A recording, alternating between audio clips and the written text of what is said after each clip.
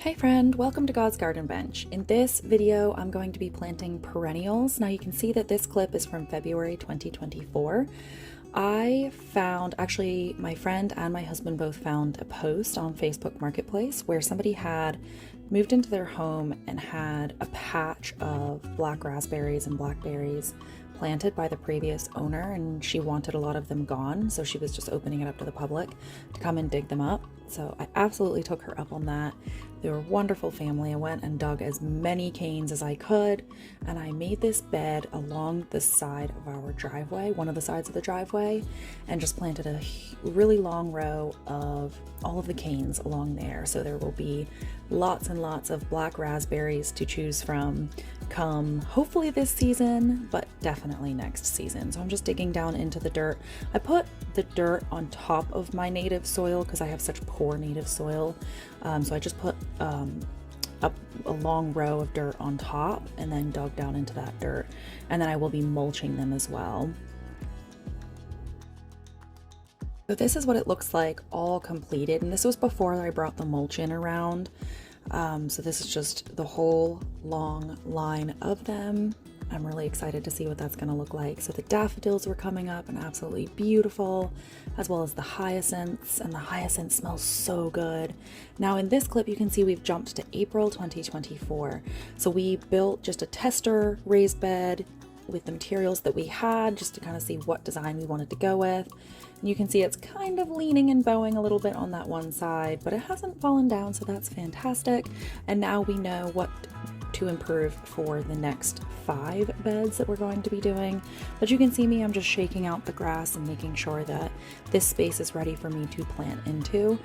Now this is the garden soil. We put sticks at the bottom and then some topsoil, and then probably about 6 to 12 inches of my garden soil on top. And I'm just making sure that it's nice and flat before planting into it.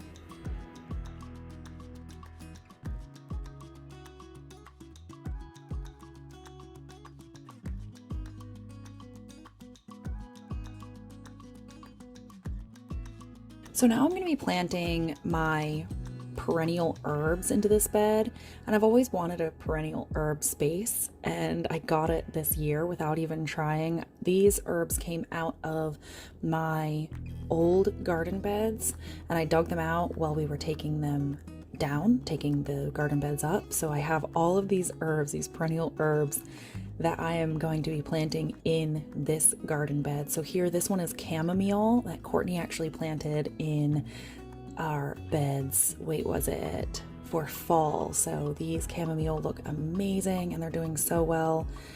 So I'm planting that in there, and it took me a little bit to get this one right. This plant for some reason is leaning, so I was trying to make it so that it was straight up, and I dug it up a couple times and replanted it. So then I'm going to move on to the next chamomile plant, and I put these in the middle because they're going to be the tallest herb that I have. Now, I also let my kids plant a bunch of flowers in and around the perennial herbs that I planted. So those are going to be taller than the chamomile, but I figured them in the middle will be the best. Now, this is a hibiscus. Now, I do not know exactly what kind of hibiscus. My grandmother-in-law gave it to me. And it thrives here and is a perennial here, so that's amazing. I had a really difficult time getting it out of this pot. I don't know if you can see, but the root system had really come through the bottom of the pot by the time I got to it. So it was one with this pot, and so I went and got my pruning shears and cut the pot off of it and just completely destroyed the pot, but got the root system out as much as I could and put it in this hole. Now this one's going to be pretty tall, so I put it in the middle just because that's the aesthetic that I want.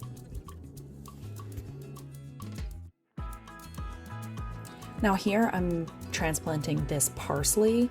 I had put it in this bed just to keep it alive until I had gotten the other garden bed planted, and it suffered a little bit. It had some really beautiful growth on it, and I should have harvested it down before I actually dug it up out of the original place that it was. I just didn't think about it, so I just cut off all of that dead foliage, and I'm planting it here in the front because it's not going to get very big. And then I'm moving on to planting this sage, one of the sage plants. I actually have 2. And I thought that this was dead, and then the spring happened and it started to sprout out of the old growth. So that was really, really fun to see, and definitely a lesson. And then I have this chive plant that I am planting back there at the back, and the chives have such beautiful purple flowers, and they're so delicate, and they're actually like a cluster of individual flowers. And here I'm planting what I thought was a daisy, and I don't believe it's actually a daisy. I think that it is a weed. And I think that it's goldenrod, but we will all find out together what that plant is. So now I'm just watering them in really, really well. And then I'm moving on to watering what is going to be the asparagus bed. And then I soaked my asparagus crowns before planting them. So here I'm planting them, or I'm laying them out on my soil surface so that I can get a good idea of how much space that I have.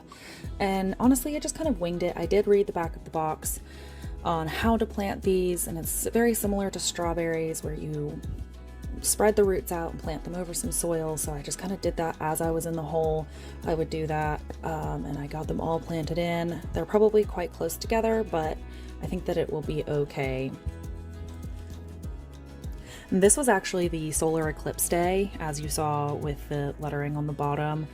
It was almost peak solar eclipse, so if you can see the funny hue, that's what it was. So here I'm actually planting a, what is it called? Wisteria that I got on clearance at Walmart. I think it might have since died. I need to go out there and actually check on it. But I think I made the mistake in not hardening them off. They went right from in the store, and I didn't really think about the fact that they might not have been hardened off before me taking them home.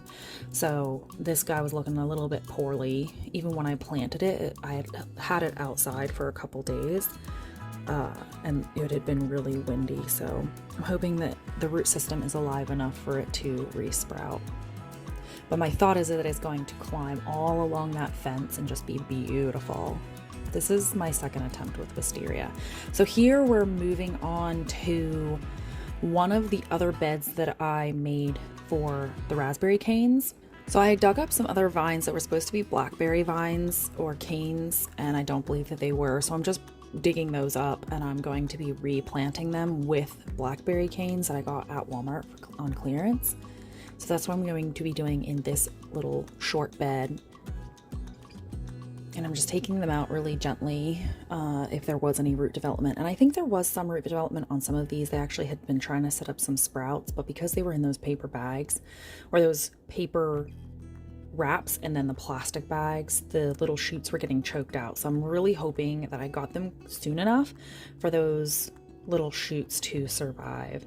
And then they pack them in basically sawdust.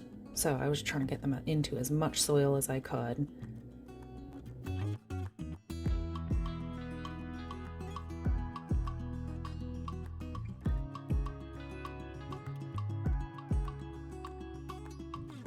I haven't had very much success with stuff from Walmart. It always seems to not thrive, and I'm hoping that that's not the case, but for $4 each, I was willing to take the risk. So now I've moved on to this long row that you saw to begin with at the very beginning of the video, and you can see that they've all sprouted and have beautiful shoots coming up now.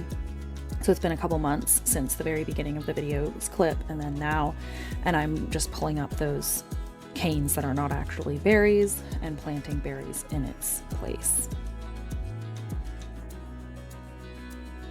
And watering them in is a very important step.